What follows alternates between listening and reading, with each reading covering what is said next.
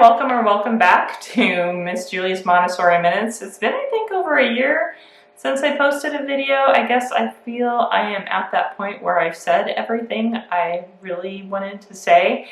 But in addition to being a Montessori toddler program owner, director, and Montessori toddler teacher here in my Montessori classroom, I'm also an instructor for adult learners working on their Montessori credentials, and one of them had asked me about an updated video of my classroom. I have done tours of my classroom.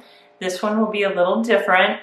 Usually when you see a Montessori classroom tour, you see the finished product, which makes sense because oftentimes they're for parents to see what a classroom looks like. But this one's a little different. It's the beginning of the year and I'm putting my classroom back in order after, some deep cleaning and reflecting on my observations last year and seeing what I wanted to tweak for this year. And so I'm taking you with me as I arrange the furniture to explain my thinking of how I put things together. This video is part one of a two-part series, so if you want to see part two, make sure you like and subscribe. That'll help YouTube remind you when that one comes out. So you'll see the classroom looks a little rough. That's real life. Phase one of getting your classroom together is just assembling everything, decluttering a bit, arranging the furniture if you want to tweak the furniture. And then I will have phase two, which is when we look at each shelf and I explain how I'm setting it up.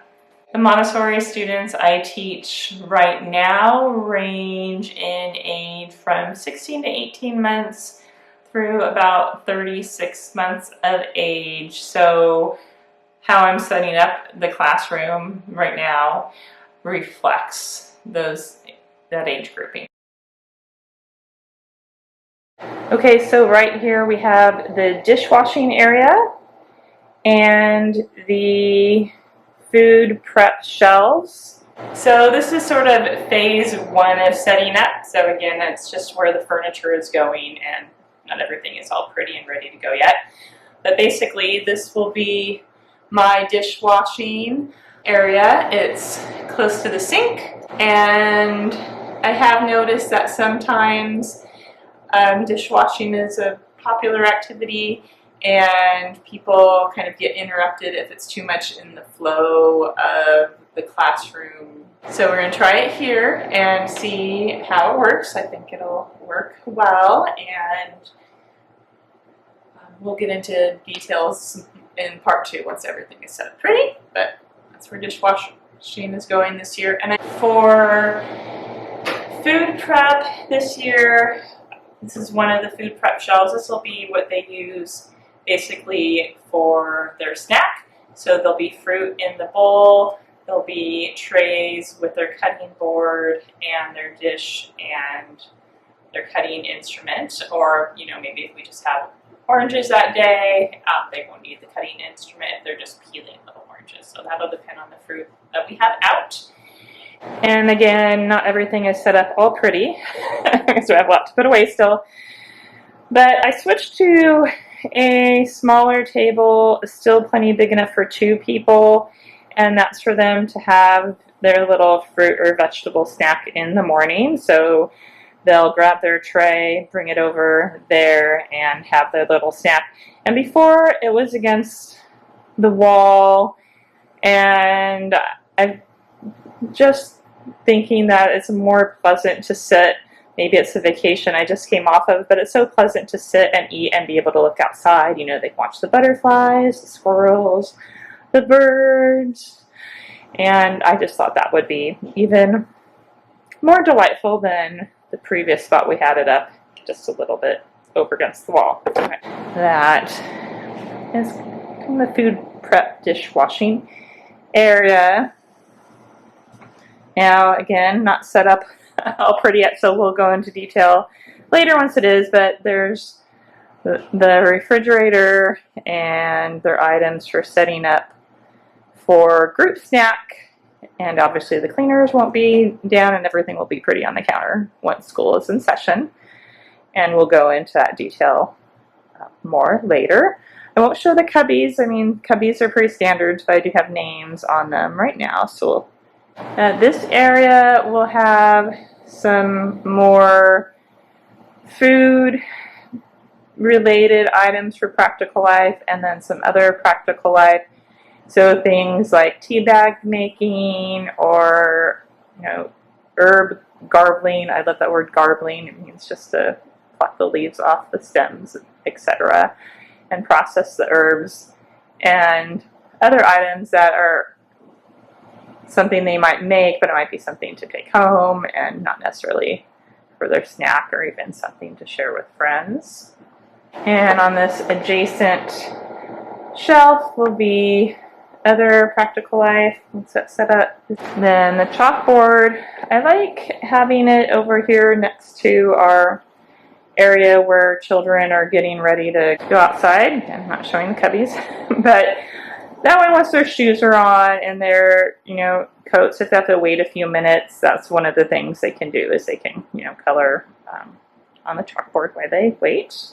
And then over here I just have some work tables. Last year I had a plant in between the tables and the shelves. This year I'm going to try it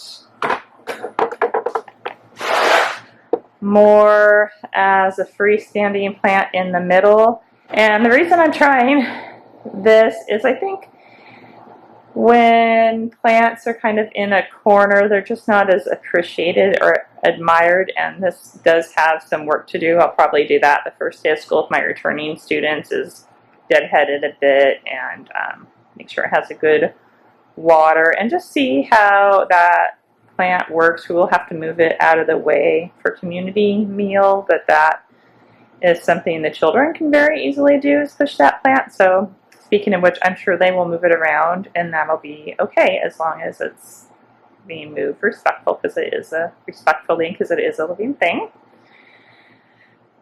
And then this area has not changed too much, except we did get a new rug last year. It was just, they wear out eventually. And I think this rug is almost the exact rug that I had my very first year the school was open 16 years ago. I have to look at photos. But anyway, nice new rug, which is always nice when you can do that if needed. And then having this shelf here kind of defines a little quieter space out of the flow of movement of children, so that children don't have to walk by those tables while they're on their way to something else, and they'll end up going more this way in and out of the two main segments of the classroom. So we have these curvy shelves at an angle to separate the spot, and this leads to more coordinated movement when the children are moving around versus a big wide space. So that's good for being respectful of your friends. And then that is my main chair where I sit to lead prayer time with the students or to lead songs with the students. So I do believe that adults should have comfortable chairs in the classroom. We need to take care of our backs and whatnot, but it's low so that I'm on eye level with the children. And then those shelves will be set up with instruments and items for our morning, anytime prayer, and then some developmental aids will go over there. Got a new couch. The other one, I don't know what happened. It just spontaneously, finally, the vinyl started to shed. I couldn't quite find the same couch, but I've got this one, and it's pretty nice. And we'll see. I got that salt lamp as a gift, so it's there plugged in to see how hot it gets, whether it will be safe or not. And the little basket down there, I really like having furniture like not just all against the wall, like the furniture shouldn't be under rest, like everyone up against the wall, right? And this couch is an example of that. It is very tempting to throw things behind there, which is no big deal. This couch will actually be easier for them to reach the items they throw because that's a lower back than last year. Having a little table there with something nice also I have found discourages that. In the past I've also had large plants back there, which kind of discourages that. It's just not this big gaping hole that's so tempting. And the reason for that is it's just so that we don't, lose work during the class as much. But if we do, they go hunting for it, and this couch they'll be able to reach over and get it.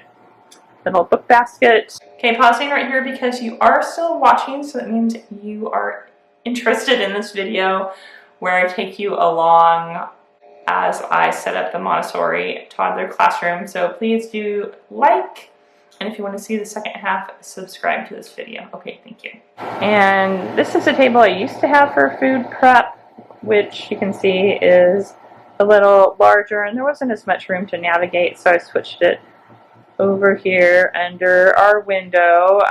We had a table under the window before I just swapped out the tables.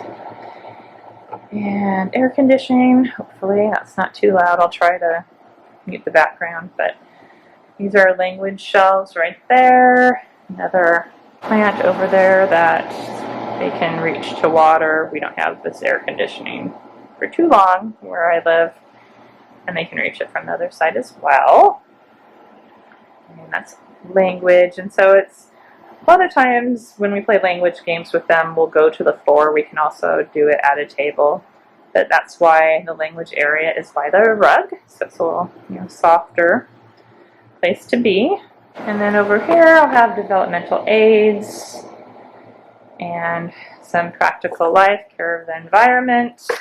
A lot of practical life. It's important to have a lot of practical life because that's how they become people of their time and place and participate fully in their world. They can establish the environment, they can maintain the environment, they can improve the environment. That's what practical life is all about. I have other videos about other benefits of practical life, so I'm not going into all the details of practical life here, but more practical life on the shelf. Items for cleaning, the environment there. That Swiffer is just a regular size Swiffer with I think 2 bars taken out of it to make it toddler size.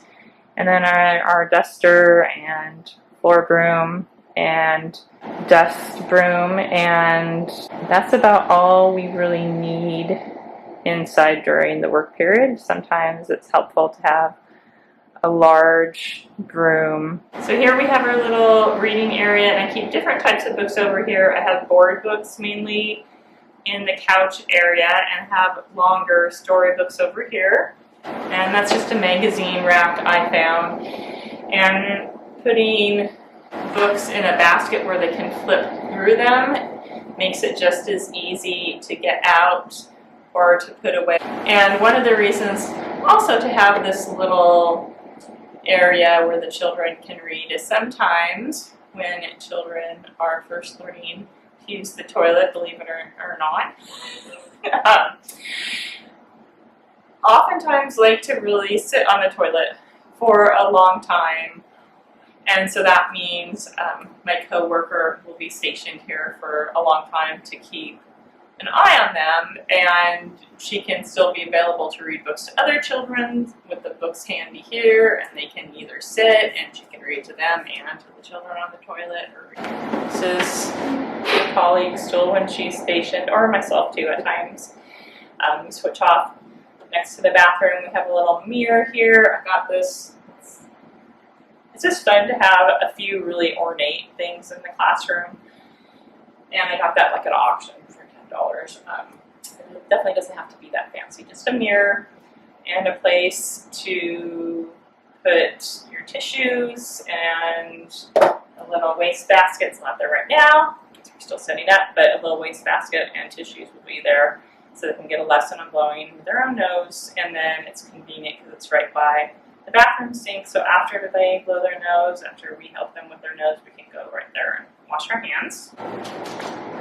All right, and I have stereognostic bags. I'll have all 3 bags out on those hooks eventually. We'll probably start the year with 1 or maybe 2.